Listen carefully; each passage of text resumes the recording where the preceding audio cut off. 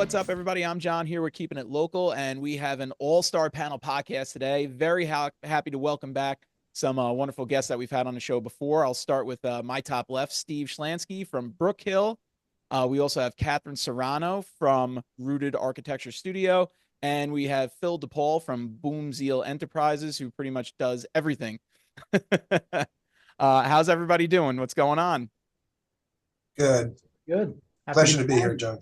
Yeah, it's Yeah. a great You got the pleasure. quad box. Yeah. It's gonna look fun when it's done, but I do appreciate all of you coming on. I know we're all busy, so I'm really happy to have this conversation. As I was saying, it's gonna be very business focused, so anybody who's wants to learn about growing their business and how to do things within their business, I'm happy to have all of you on here because I feel like you especially are all professionals in that sense, so, and many other senses, by the way. But I think it'll just be cool to hear your insights into these topics. So without further ado, let's just jump right in. So I'm in this position myself, so I'm really excited to hear what you all say about this. But everybody who has a business wants to scale their business at some point and grow and make it bigger. So in order to scale, like, what is each of your advice that you would give to someone who's looking to scale their business but not lose quality as you scale? Because that's something that can happen. And you know what? I'll call on somebody. So I'm going to start with you, Phil. I'll let you go first and be the first one to jump into this question this way, because you're all so polite and nobody jumped in. Yeah, I have a big mouth, so I in this setting, I'd rather be invited to speak. Okay. And mute me when it's time. So Agreed. how do you scale without losing quality, right? Isn't that like when we look up to the sky, it's like we're looking for answers, right? I used to say how I want to clone myself. And then like, I don't know what the world would do with multiple versions of me. I mean, that's a really scary place. But the idea is, and it's a really good place to start is when you think about a solopreneur. And look, I'm one-time plumber. That's my main thing nowadays. So think about a plumbing business. In the plumbing business, the plumber is the product. They're the brand, they're the admin, they're everything. In fact, Chuck and Sons Plumbing. It says it on the truck. Chuck goes to the door. He's the brand.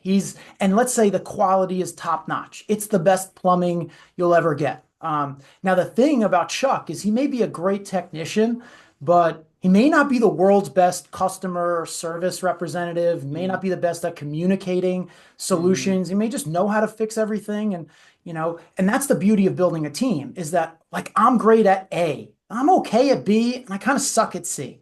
And what we really want to do, I think, is try to stay in our lane where we're shining the brightest and creating the most value. Like it's like what lights you up and creates the most value for the public, and then build a supplemental arsenal of tools. And those tools are people, ideally, so that you don't have to be great at everything.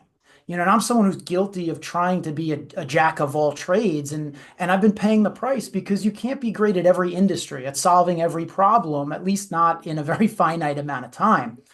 And then, once you build a small team, like it's hard to build a small team, that's scale, right? Outside of oneself. If Chuck has another truck and he's now a two-truck plumbing operation, it's like when Chuck isn't on the job, he can't be in two vans at the same time. So that plumber might be 80% of the plumber that Chuck is, right? But it's Chuck's plumbing, and like you don't know what you're going to get. Unlike McDonald's, they took the time to engineer, and they literally, like in a lab, they made this meat in this patty that no matter where you go, it's always going to look and smell and taste the same.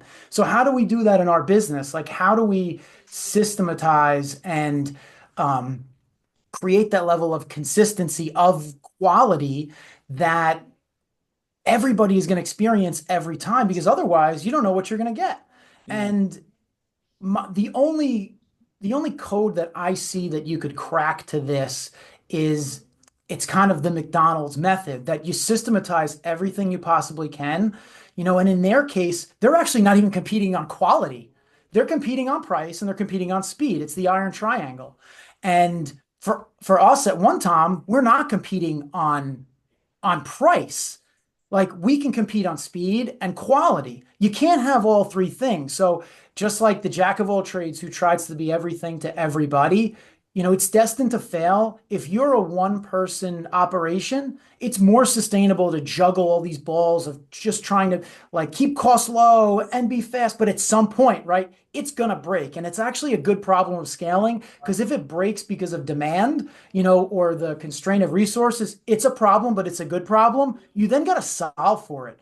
And it's like, who's gonna solve for it? So if you're and I'm gonna use this as a handoff, right? And if we're Yeah. thinking about Katherine, right? Let's say she's great at what she does.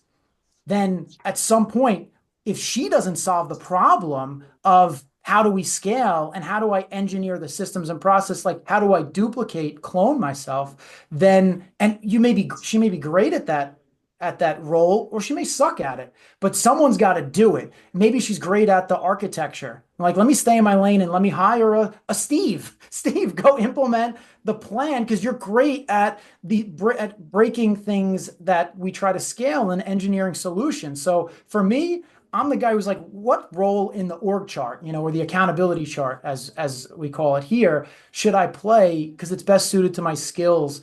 But for it to keep growing, you literally got to keep breaking it. And the one person operation, the one person does all the jobs, wears all the hats, it has to change over time. And you have to be willing to let go, empower people. And sometimes, you either got to be the tip of the spear, the top of the chart who's leading the charge, or maybe hand off to somebody who is the leader to, operate, execute, decide that this is how we're going to do it. And failure is always a part of the process. So you can't be afraid of egg on your face. So with that, I'm going to shut up and I'm going to pass it to Katherine because since I'm calling her out more specifically. Yeah. No, thank you. Yeah, I agree on what you said. And just to add to it, you mentioned systems. So for me, I'm a big fan of Dan Martell, Buy Back Your Time. He talks all about workflows, documenting everything. Because I guess in my sense, like I went from the solopreneur, now I have two drafters. So I can use that as an example. I did it without creating the workflows all at once. I'm developing them as I go and learning, but it helped me to write everything down that I did in terms of doing drawings, drafting. I don't draft anymore to put the drawings together. I'm the designer. I sketch it all out. They put it together. Now we have these processes, what they have to double check. I did red line. The idea is an 80-20 or a 70-30. Like as long as there's 70-80% good as you can still like in, I guess in the professional senses, you can still over see their work the 20-30%, and you're hoping that percentage gets smaller, that you're picking up mistakes. So yeah, definitely big on workflows, systems, and I'm big on the whole every couple months, every quarter checking what my tasks are, what everyone else's tasks as well, and what can I delegate and or omit. Because like especially with different systems, technology systems you can implement. I know we're going to talk about like technology down the line, but that can save you time that you don't need to hire someone because you might not be making the cash flow right now. It might just be implementing a CRM and reminding you to send automatic emails and sequences, so then you save a couple hours a week. But I think it's a little different with everyone because the plumber example, for sure, it's them. They would need to really hands-on train someone to be almost up to par to them or really be hand-holding for a bit. I feel like that's where I'm pivoting, where I have drafters, but my next growth is going to be I need an assistant project manager or another person in the field to be like the second support phase of the company. So they are going to be the person I like hand hold and train for a while, so they know what we're all about and really represent me well. But I haven't done that so far. But what you said is so true. It's hard because it takes a lot of trust and training because people are used to me, like my face, my brand as part of Rooted. So that's my next step. And I'm wondering, I know it's going to be in probably next year. This year is going to still be more of working on those systems to make sure I know how to train that person properly. Steve, what are your thoughts on the topic? There's an old expression: "Man plans, God laughs," and it's true a lot of the times, but I think for me, there is a one two-word expression and one word. And one is strategic flexibility, and the other is empowerment. And you kind of have to be self-aware at all times of who you are, what your company is, what its capabilities are, truly able to examine what the shortcomings are. And planning has to be something that has to be continuous, and you have to have that strategic flexibility, because when you plan, some of it's going to come to fruition and most of it's going to fail. And failure is not necessarily a bad thing. It's just a realistic thing. So you just kind of have to, where are we at now, and what do we have to do to get to the next level? And how do and it really comes into play with management, because empowering is a very strong word, and it's the key to success. But you can't manage Catherine the way you manage Phil and the way you manage John. Yeah. So when you plan and you try to execute and you want to get from step A to step B, well, you got to know your employees, and you got to know, okay, what are Catherine's strengths? What are Phil's strengths? What are John's strengths? What are Catherine's weaknesses? What are Phil's weaknesses? What are John's weaknesses? And you kind of look at all that, and you have to set, to put it in, annoying jargon, the KPIs for the company and where you want to go. Even if you're a small company, I just think you should do that. I don't think dumb luck works a lot of the time. Sometimes it does, but most of the time it doesn't. I think you just have to be able to plan, have that strategic flexibility. So when life zigs, you can go along with it. When it zags, you can go along with it. But you've got to be able to kind of pull it all together, keeping your eye at the light at the end of the tunnel, and you're going to bounce off the left wall and bounce off the right wall and bounce off the floor and bounce off the ceiling, but always moving in that direction. You do that by successfully planning, successfully reassessing who you are, what the company's at, and what you have to do to get to the next step. And that could include, wait a minute, the original plan is just for, not working. We got to go to plan B. And that's that strategic flexibility. So, all right, so I have a question, because each and every one of you mentioned the word failure, unprompted. So I know that social media and all the stuff we see is all about wins and success and everything, but I think failure is how we learn. I think you don't really learn anything until you fail, because then you could see what you did wrong. If you're doing everything right all the time, you're not really learning anything. You're just, you're getting lucky or you're making good choices. But at some point, you have to fail. So I know this is a tough question, but would anybody be willing to share in one way, shape, or form, maybe with scaling, that there was a slight failure and like what it was and how you dealt with it and how you moved on from it? I know that might be tricky, but if you have any examples, I'd love to hear it, because I think easy for me. We're currently in the middle of one now. Sorry, Phil, but we went with a fractional marketing company, and it did, and it turned out to be not the right company for us. So okay, so so you retrench, pull back, and now we're going about what we need to do in a different way. We're not going to be going with one company. We're going to be dissecting it and doing one company to do what they're best at, another company to do what they're best at, and a third company to do what they're best at. So, you live and learn. Did you pivot to that, Steve? Like in the moment when you realized it wasn't working, did you decide, all right, we need to break it down and do it in this 3-phase thing? Or did you kind of have that planned out already where you were like, all right, if this doesn't work, we're going to go in this direction? Strategic flexibility. It wasn't something that we just said, okay, let's stop and go. It was just a process of getting to the point, honestly, to get to the boiling point of it not being quite what we were expecting and not getting the results that we were expecting and needed. So we pulled the plug, and we're now working on putting together the plan to move forward, because we know what we want. We just have to finally figure out the best way to go about it. But so it all came from it not working, and then you were able to devise a plan that said, okay, this is actually how we're going to make it work. And then it gives you a way to move forward. Still devising, but yes, Yeah. Always devising strategic flexibility, always right? devising. Yeah. John, Yes. that's a great question that you asked because you're like, all right, well, how did you know, right? When's it time?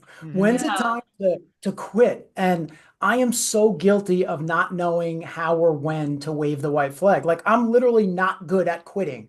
I'm not good at stopping, which sounds great, right? If it was a David Goggins video and there was me in a brick wall, right, all day long, oh, it's me against the brick wall. But like, at what point does your skull give, or if you're an entrepreneur, does your purse strings just run out, while you're pursuing? You're like, oh, I'm going to make it work. Well, sometimes it's a dead end street, and it's really hard to know. So, Steve, if he launches a marketing campaign or a strategic partnership or relationship, my coach, David Meltzer, uses this frame of the go, no go plan, which I'm going to just dumb it down and dumb it up. It's literally coming up with the terms of engagement before you start. And that's before you started a business venture or a campaign or a new hire. Like, what does success look like? What does time to walk away look like? This is the angle I'm starting on. Look at the other party on the side, on the other side of the table, and say, hey, like, we're gonna call it quits if and when, and then to have some kind of measurables in place. At this time we're going to do a check-in, because if you don't set those ground rules, even if it's just for yourself, even if you're not doing it with another party, then you don't know when to say uncle. And I've been guilty, particularly as an entrepreneur, because I could talk about campaigns, strategic partnerships, I could talk about hires. Like, here's a fun one. When you start a business and you're all, you know, high on life, it's going to be the best thing since sliced bread. You're going to change the industry, the world. You're going to empower everybody. Everyone's going to win, right? Nobody starts a business assuming it's going to fail, assuming it's going to land in the red, assuming that not enough people are going to perceive value, and that it's just it's going to take more life, energy, and resources than you want.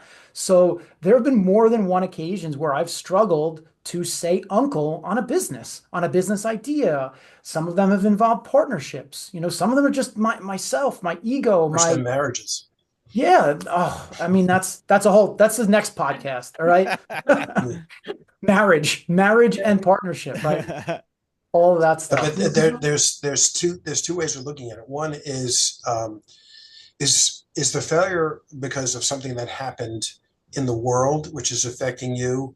The old, nobody makes buggy whips anymore because automobiles took over. Or is it mistakes that you made by not planning properly, seeing in time the time to do things? And I just think when you're looking at all the options that you have, you really kind of have to be constantly prioritizing. It's like, okay, we have 10 things that we could do right now to improve the business. What's the most important? What is going to get us the hit with a number one hit with a bullet? That's what you have to go after. Yes, number 10 is going to get you something, but number one has got to be the number one priority, because we're going to get the most bang for the buck. So it goes back to that planning and that flexibility. But you kind of, it's every day, every week, every month, every quarter, every year. And I'm not saying plan to the nth degree, because that doesn't work. And I'm not saying micromanage either. God, no, that's terrible. But just kind of having that overall vision of the light at the end of the tunnel and where you're heading. So what's the best way to get you there? And that's just constantly prioritizing, reprioritizing, looking at things, seeing what's happening in your industry, seeing what's happening with your company, seeing what's happening with your employees. On a Monday, you go to work and things are going, and then on a Friday, your best employee decides to leave. Okay, that's a quantum shift that you have to make. It doesn't mean that you're going to fail, but it means that you have to reset different priorities. So whereas the week before it was, I had to do ABC. Well, the next week after you lost your best employee, well, I guess I have to go out and get another employee. You New have priorities. To be, yeah. It is that strategic flexibility. It's just, you got to be smart about it, but you got to be flexible enough so that you can shake and move to make sure that you're doing the best best for the business. And I'm sorry, Steve. I didn't mean to interrupt you. Oh, go ahead, Katherine. Sorry. Oh yeah, no. And the only way we can really be flexible and feel confident in it is having that base like I'm going to talk architecture. Like you need that foundation of the company. You need to be grounded in the core why you're doing this, your mission, your values, you really need to like love. Foundation comes first. Yeah, like your mission, your vision, your values have to be there in your why, because when you do fail or something, you do have to do that quick pivot on a Friday, and knowing that you have something to do the next week, it keeps you going. And I think that's what, when Phil mentioned, like you have to be passionate about it, you like that's the only way to really push it forward. And I think that, I mean, I've had a couple of failures where like, and the same idea with Steve, where sometimes it's picking the wrong people and being okay and saying like, let's move. Like last year I switched accountants twice. So in that is a big component of the company financials. But now we're still figuring things out because the pivot. But I feel more confident now with my new accountant. Yes, it's more, but I personally learned the value of also sometimes you, just as we know our value, we have to see the same in every other profession. That though we may not be, if we can't afford someone just yet that you want to work with, create that plan of taking those steps up to be hire them.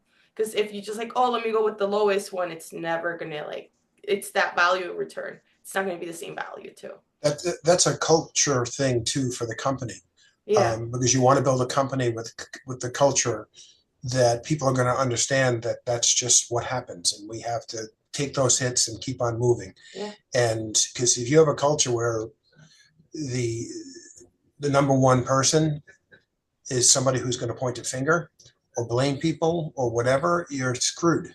But if you have a culture where it's truly a teamwork thing without the BS factor, but I'm not a rah-rah guy by any stretch of any imagination, but the reality is, if you do things so that you truly do act as if you are a team, and when things are great, you celebrate it. When things are bad, you say, okay, close ranks and let's go. So it becomes that culture thing, and and that starts from what is the expression where the fish thinks from the head down or whatever, but it's really true. So that person or those people have to set that priority and make it work regardless of what the situation is. But leadership is hard. Yeah. And that's why they're on a lot of them. Yeah, and you have to lead by example. It's not just, you can't say you're a leader and just talk the talk. Your employees, your clients, they will follow based on your actions. And in part of that is also being a good communicator. Oh, and let me bring it home. So look, guess what a good leader has to do? Admit failure. Yes. Like, own it. Full circle. Little Jocko Willink, Leif Babin, extreme ownership. Own the shit out of everything that goes wrong, because then guess what? Like, there's nothing external. That's empowerment. Empowerment is owning the beautiful disaster that you started, created, or set in motion. Great. Now what are we going to do about it? And the right people around you will help you figure out the next move, right? Align with your values, your vision, your mission. The more that you have those anchors, on to the next failure, right? Because you're just one more failure away from success.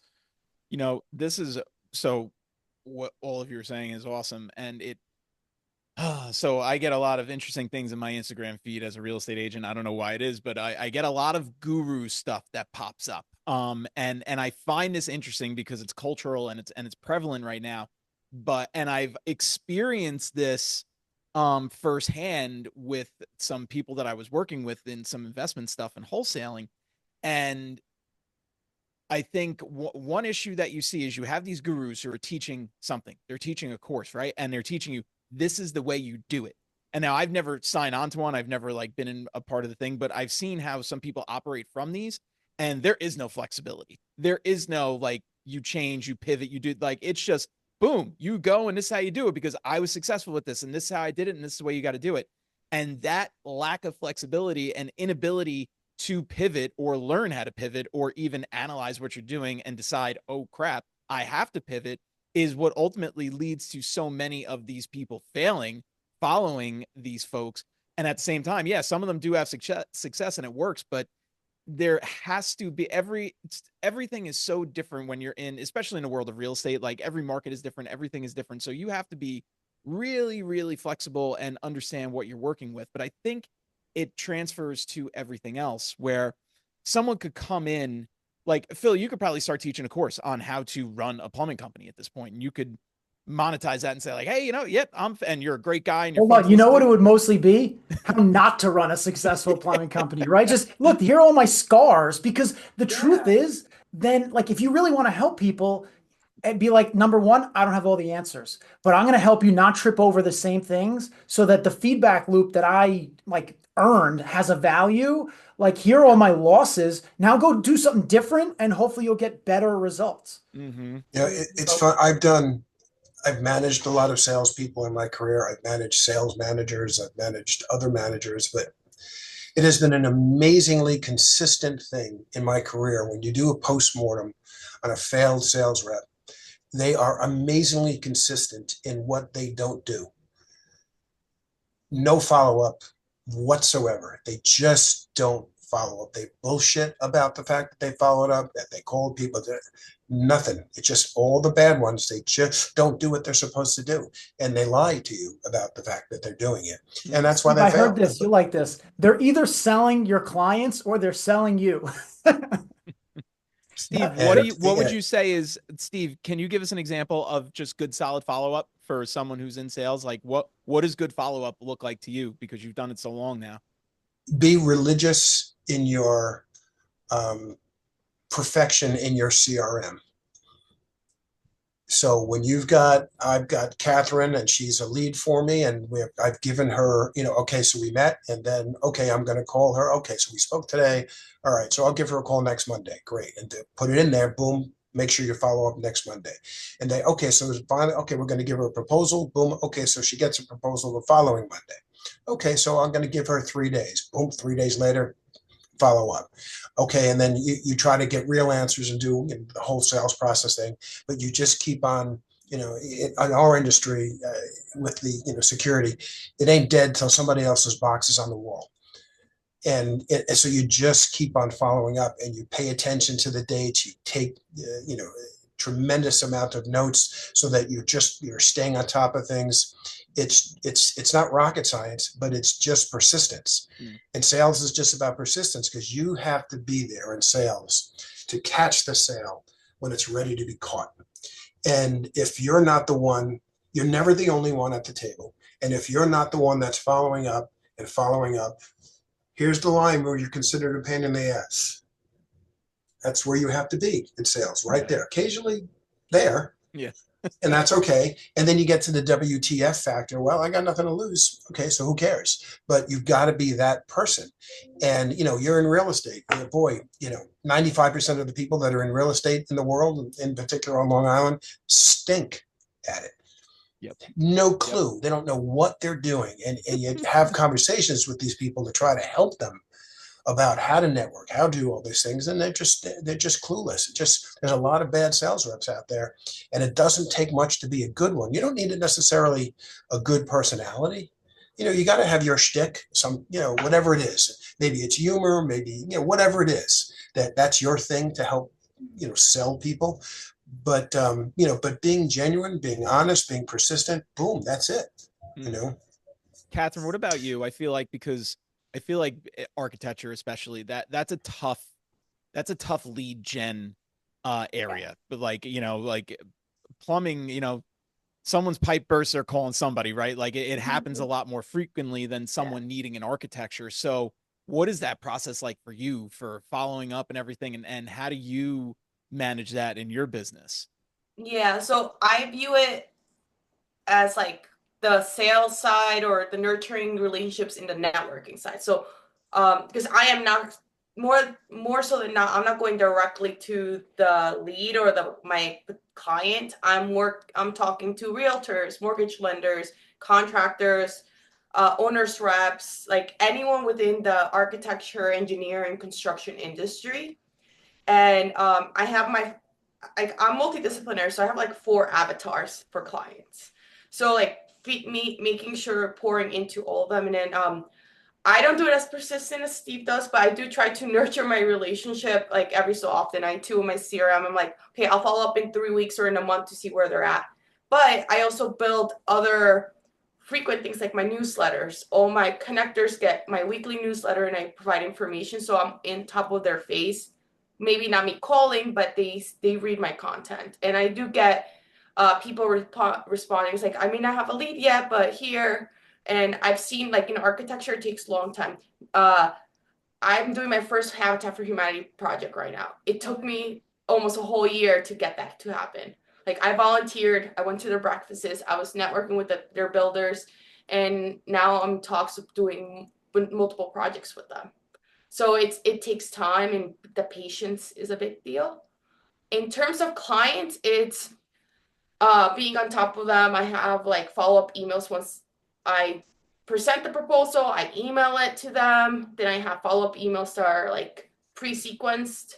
And if they don't answer those, then I give them a call and say, okay, what's going on? Sometimes it's like life happens. Sometimes it's like, oh, we went with someone else. So then I get feedback from that. Yeah. Wow, that's great. And congrats on the Habitat, by the way. That's awesome. Thank you. That must have felt really good to put in the time for a year and to land that. That must have felt pretty solid. Yeah, no, it's amazing. And Things take time. Yeah, things take time. Actually, today too, I got a call from someone that I've been trying to nurture and meet with her since last year, and she reached out for a potential project that one of her clients has, because she's a owner's rep. So sometimes it is those multiple months, and sometimes it is like feeding connections and making connections between each other if you can't give them a project just yet, so you can show them that it's not transactional. It's a genuine connection. Yeah, that's huge. The genuine connection is a major piece of it. I've always found lately that, even because since I work mostly by referral, I love, like, I don't do like a lot of Facebook marketing and stuff, but I do post on there. And one of the things that I like doing is going into the business groups and posting. Like, I just had a teacher home buyer seminar, because I'm also a teacher. So I'm like, I want to help teachers. I want to help you save money. I'm going to show you all this stuff. And you got my offer, right? Yes, I did. That was great. Yes. Thank you. Catherine too. Don't worry, Phil, you can make the offer later. So but the thing that was so nice is I just went into I don't post in the teacher group. Like, I posted in the teacher group, hey, I'm doing this. But like, what I did was I posted in all the business groups and just said, hey, if you know a teacher, I'm doing this specifically for them. I don't want anybody else. If you know a teacher that's thinking about buying a home, send them this link to the seminar. It's totally free. They're going to get a bunch of good information. I have a great mortgage contact, blah, blah, blah. And so many of the business people, I got so many people to sign up for it through them, because I like going around. I don't know what the strategy is called, Steve. You probably know the technical term for this, but I like going around, not directly to the lead, but accessing those referral sources. To me, it comes across a lot stronger, because, especially real estate, like, everyone's in your face. So when someone's like, if I get in contact, someone's mom is in that group, owns a business, and then she's like, oh, and she sends it to her daughter and she's like, hey, they're doing this. You're trying to buy a house. Go jump in there. It's free. That to me is a very powerful lead generation strategy. Which, why don't we just jump into that lead gen? So I'll go back to you, Phil. Like, what is some of your, what do you find to be really effective lead generation strategies for your businesses? It's simple. We just walk up to everyone and we go, hey, got pipes? No, I mean, again, like, it goes back to failure in a way. It's like you could try everything. You could try every campaign. It's like, oh, Facebook ads work for this one. Door hangers work for this one. Cold outreach work for this one. There's a million ways to get leads. Some of them are more efficient than others. Some of them return better, but like, where does it start? How about this? Catherine said she has 4 avatars. Like, the idea is, you were talking about, this is a session for teachers who want to buy a house, not architects, not plumbers. Like, so the idea is, the more targeted you know who you're talking to, then you're not trying to talk to everyone. Because when you're trying to be everything to everyone, which I've constantly been guilty of, solve everyone's problems, everybody's got pipes, but it's like, no, narrow the focus. And it comes back to, focus comes back to, like, it relates to everything we've talked about before. Like, 2 businesses are better than one. No, you're splitting your attention. You're splitting your time. So you're only going to be half as good at each one. You're not going to concentrate and compound at getting better. So the same thing is true of, It could be a lead generation campaign. It could be how are you spending your time and your energy to attract the right person? Well, who is the right person? Like, can you see them? Can you describe them? For us, like pink is our favorite color. So if we're talking about the residential avatar, it's like female head of household. If we show up with a silly pink plunger in our hand, a smile, our pants are tucked in, our collar is buttoned up, and we give them a 5-star experience. Guess what we're doing? We're actually setting ourselves up for the next lead, because if they have a memorable experience, what I like to say is like our plumber, it makes up the most flavor of our cookie. So like you taste our cookie, and if it's good and it resonates with you, then you don't have an allergic reaction because it's got nuts and you got a peanut allergy, right? Then you're like, oh, this is really good for me. People like me might benefit from a plumber like this. So how about your quality, your product delivery, your experience being the biggest tool you have in your arsenal? I mean, our company is up over 600 5-star Google reviews in less than 2 years, right? That doesn't happen by accident. You have to be committed to, producing value for those you exist to serve, and then let them do the selling for you, right? It's word of mouth is the oldest lead gen campaign, of all time. So, don't lose your way, but there are ways to amplify it. There are ways to memorialize that 5-star experience, not just from the online review, which is the digital version of word of mouth, but it's also just being memorable, and like when we're in the house, that pink plunger stays behind. So if our message and our brand landed with the right person, then every time if they put that somewhere, I mean, when we talk to another avatar of ours, is the commercial property owner or manager, like some of my brand ambassadors, they'll walk into people's offices, they have a plunger on the shelf on the wall, like it's a prop or a trophy, or like you put a vase or flowers or something. It's irrational. So guess what? We have a silly brand with a silly name,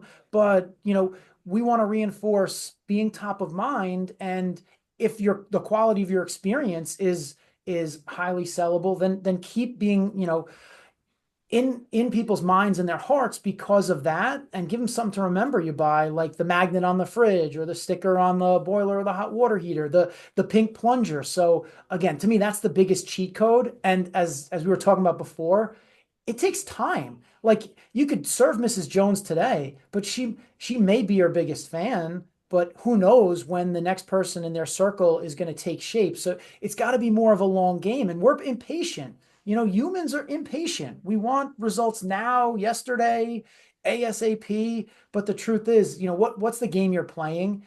Who do you exist to serve? And if you know those things, then you'll be able to speak to them better. And look, your story, what's better than that as an example of if you know who your audience is? And I like the idea of the indirect invite. It's like, hey, I'm doing this for this type of person. And you're not just trying to sell it. You're not trying to force it on someone. If you know someone who would benefit from this, then hey, share it with them. And look, you had a pretty decent turnout. Yeah, wasn't bad. Yeah, it's a win in my book.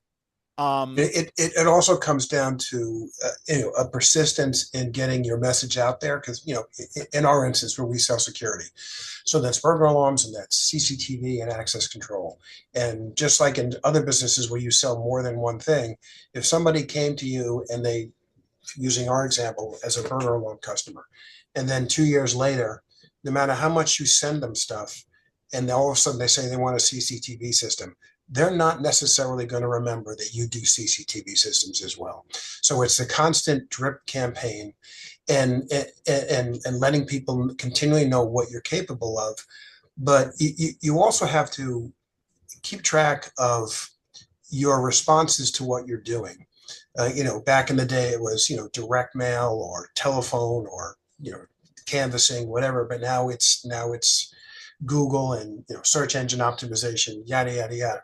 But you do have to pay attention to what's happening, because if you are getting 100 responses a month and 60% of them are here and 30% are there, and and whatever, well, when you have to decide what you're going to be doing with that money to spend for the next round, you're going to go with the 60, you're going to go with the 30, you're going to go with the 60.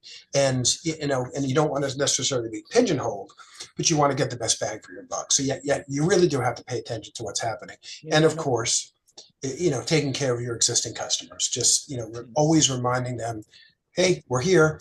Just, whatever you need, we're here. However you're going to do that. And you could do that through social media and, et cetera, et cetera.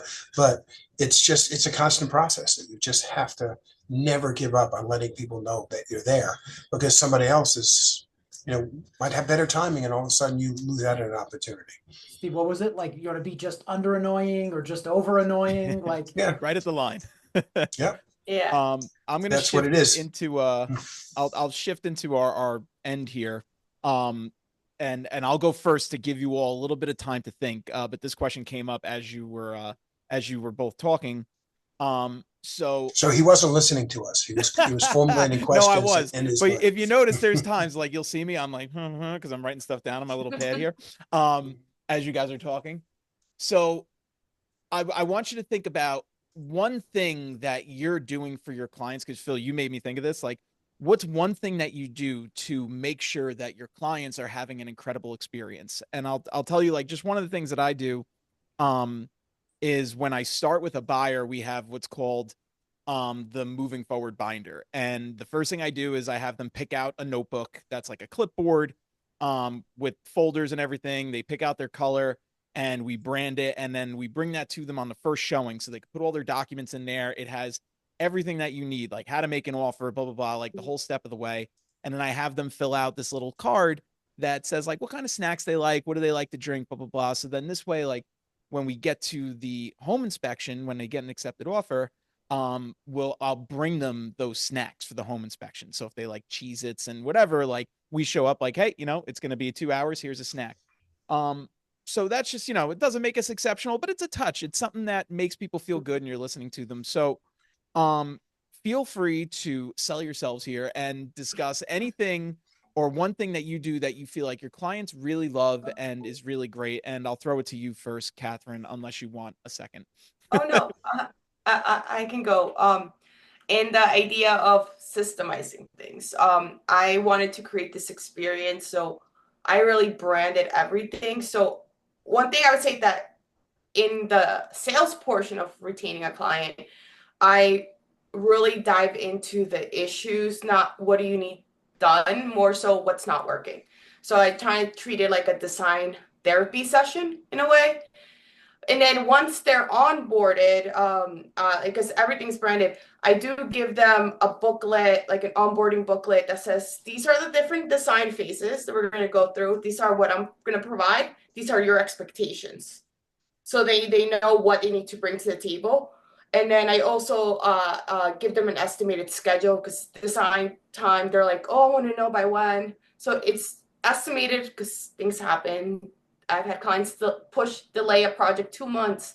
I had something where they're like, oh, let's add something, let's reduce something else, or the town is super busy and we're delayed. But I try to do that because at least they know what's happening, and it gives them like my hours, pages of notes for them, pages of empty note pages so that they can write notes. And in that schedule, I also give them times when we're going to be meeting. So then if they schedule family vacations and other things, they're already ahead of time. This is when Katherine needs me. That's great. But that's what I try to do. It's a little similar to yours, just cater to the design side. Yeah, no, that's awesome. Why don't we go Steve next, and then we'll end it with Phil. You started it, you could end it, Phil. It's really, for us, we're a service organization. We sell and we install, but it's really all about service. And we want to get to the point of providing what not a lot of our competitors, if any, do, which is getting to a same day, next day service company. And really that's the best thing that you can be, in particular when you're a security company. Yeah. is a company that can be relied upon. So we just want them to feel, by interacting with them, following up with them, sending them information, making sure they're satisfied after every time that we touch them. That becomes really important. And on the other side of the house with our automation, it's just kind of letting them know, that we do that stuff as well, and also following up on the things that we've done, but also with people like Katherine and architects and designers and all that stuff. So many times we get asked questions like, well, when should we bring you in? Yesterday. Yesterday's a good time, or maybe the day before. A lot of times it's left till it's left to the last minute. We just want to get in there as quickly as possible and help in the design process. So Yeah, it makes sense. just kind of being there and establishing who you are and what you're trying to achieve with them. That's really important. All right, Phil, take us home. Yeah, so I kind of hinted at it earlier, the things that we try to do to put our trademark on everything that we touch, like almost like the Big Mac of One Tom Plumber. So if I kind of zoom in on our process, and part of it is it's our UVP. It's like our unique value proposition. It's like, great, we do plumbing. A lot of other people do plumbing. We're 24/7. So your experience really starts from you dialing our phone number. And the thing that I am working hard to make a part of every experience so that it is predictable and consistent. Like the trademark is number one, which is a fact. You're always going to get a live local dispatcher when you call, and that's whether it's a Monday morning at 9, it's a Sunday morning at 11 a.m. It's a holiday at midnight. It's 3 a.m. So that's the first part of your experience in working with us. Then, as I described earlier, Tom shows up to your door, pink plunger in hand, and looks the part, sounds the part, gives you that experience. Katherine talked about a therapy session, for your building structure, right? Like the idea is for whatever your project is. For us, it's like, great, you're experiencing this feeling because your toilet won't flush or your heat doesn't work. You can't take a hot shower. Like, so intake the client's feelings first, like how this makes them feel, and then connect the dots for the right solution for the right person at the right time. Give them options so that by the time it's done, we're not just a bunch of wrench turners, so that you understand that we're here to serve you and that, hey, you got to close the loop. And that's where the 5-star review comes in, because after it's all said and done, it's not like we just did the thing, pay me. It's like, how did everything go? It's our feedback loop.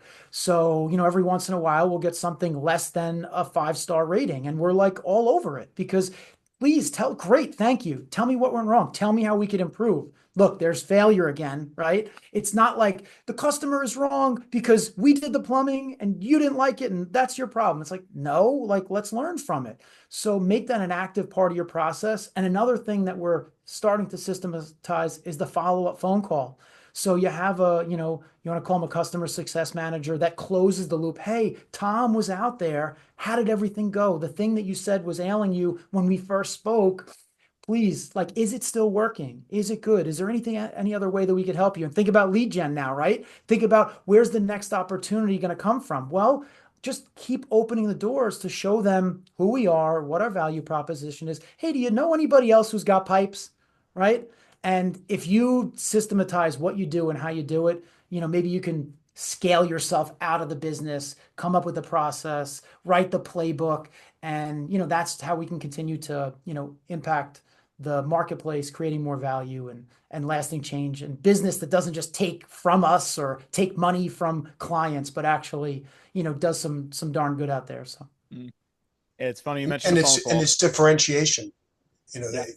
What are you doing to differentiate yourself? Like, just to talk, John, in your world with real estate, and I have lots of conversations with lots of different realtors, and it's, what do you do as a realtor that gets you beyond saying the stuff that they can look up in Zillow and be saying the same things? Are you coming at them and saying, listen, you're moving into Melville, and that's great, and I hope you choose me as the person to help you find that house. But, when you're in there, I've got a plumber for you. I've got a security company for you. I've got this for you, that for you, landscape, whatever it is. If you kind of create that network of people that you can turn people onto, that differentiates you.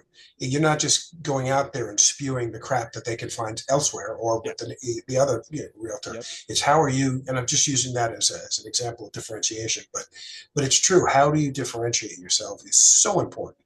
And that's, you know, from the first time you're touching a customer to the last time you touch them, just continually differentiate yourself to make you different than the other guy. It's so important. Absolutely. Yeah, no, you jogged another memory, Phil. My father-in-law is a periodontist, and he has a very successful business. And one thing that I noticed, I've been in a car with him after a day's work, and he grabs his phone and he calls every single person that he did an implant on the way home to see how they're feeling. And you could just, I've never had a dentist, a doctor, anybody call me after anything, especially the day of, and it just, that extra mile Game goes changer. so far. Yeah. Sure. Oh, go ahead, Catherine. Do you want to, what? Oh no, I was saying like that Oh. is so important, like that extra like explain, like for me, like when a project ends, I have to go take photos. I could easily just send a photographer. Like I like to go myself, I bring a candle, I bring a plant. And at that moment where you're in person, like, hey, would you like to do a Google review for me? Or how are you feeling? Like what could have gone better? Like doing that assessment report at the end, it makes it a lot more personal. It wasn't just like, oh, you just didn't need the money and you leave me alone. Like It's not a chore. It's an opportunity for a touch point to curate the experience, right? Now, and the kicker is if you do it sometimes, but not all the time, then you don't have the consistency. And that's, you know, the art of scaling is, how do I figure out how to get that experience every single time so that it's not sometimes, it's not the Katherine method. It's not if I'm feeling well, if I'm in town. That's the hard part. So the universe will answer this one day for us, right? We hope. All right, guys, we have to wrap it up. I really do want to thank you all again for coming on. Anybody who listens to this or sees this, it's very obvious why you all are very successful, because you care about your clients first, and it comes through in everything that you say and everything that you do. But I want to thank you for coming on again for the first all-star panel. This is been doing this for a year and a half and haven't had like a panel yet, but happy to have you all on here, and thank you again, and hopefully we'll do another one soon. It was fun. Take care, guys.